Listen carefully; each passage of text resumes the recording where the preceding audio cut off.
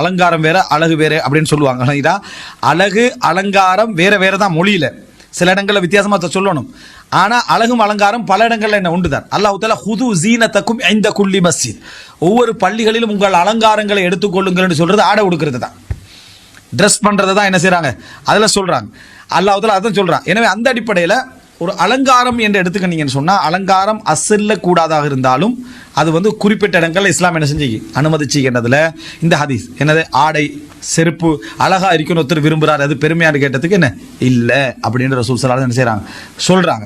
அதே போல கணவன் மனைவிக்கு அழகுபடுத்திக் கொள்றதுல அவங்க என்ன அலங்காரத்தை ட்ரை பண்ணாலும் மார்க்கத்தில் என்னது அது சில வரையறைகளோட ட்ரை பண்ணா மார்க்க ரீதியாக பிழையாக வராது. காரணம் தஜம்மலத்லில் ஹுத்தாப் நான் பார்த்தோம், திருமணம் பேசி வருகின்றவர்களுக்கு தன்னை அழகுபடுத்தி கொண்டால் அப்படி என்ற ஒரு செய்தியை நம்ம பார்க்கிறோம்.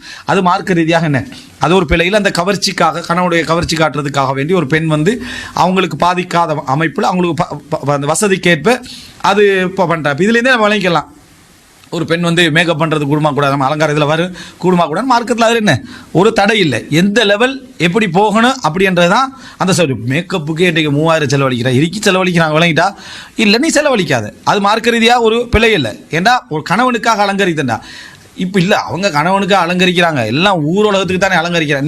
நீ எண்ணத்தோட சம்மந்தப்பட்டது உனக்கு என்ன பிரச்சனை அதில் அது அல்லாவுக்கும் அவங்களுக்கு தான் தெரியும் எதுக்கு அலங்கரிக்கிறாங்கன்னு சொல்லி. இதில் மார்க்க எல்லை மீறி போகிற விஷயங்களுக்கு அது இன்னொரு பக்கத்தில் நம்ம என்ன செய்யணும் பார்க்கணும்.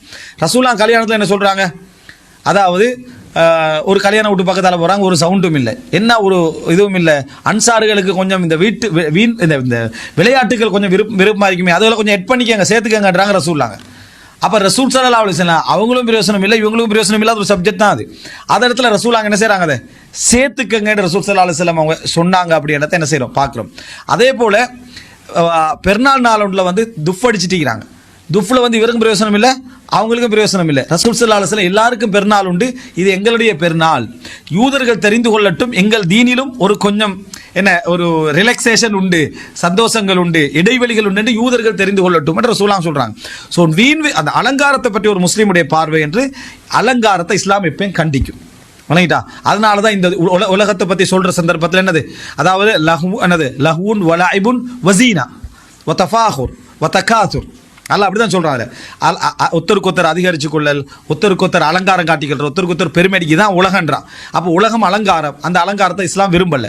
ஆனா அந்த அலங்காரத்தை சில இடங்கள்ல என்ன செஞ்சு இஸ்லாம் அனுமதிச்சு. அல்லாஹ் தஆலா பெண்களுடைய அழகை பத்தி சொல்ற சந்தர்ப்பத்திலேயே வலா யுப்தீன ஜீனத்தஹுன்ன தங்கள் அலங்காரங்களை வெளிப்படுத்த வேண்டாம் என்று அலங்காரத்தை அல்லாஹ் தஆலா என்ன செய்யறான் சொல்லி காட்டுற இடத்துல நம்ம என்ன செய்யறோம் பார்க்கிறோம்.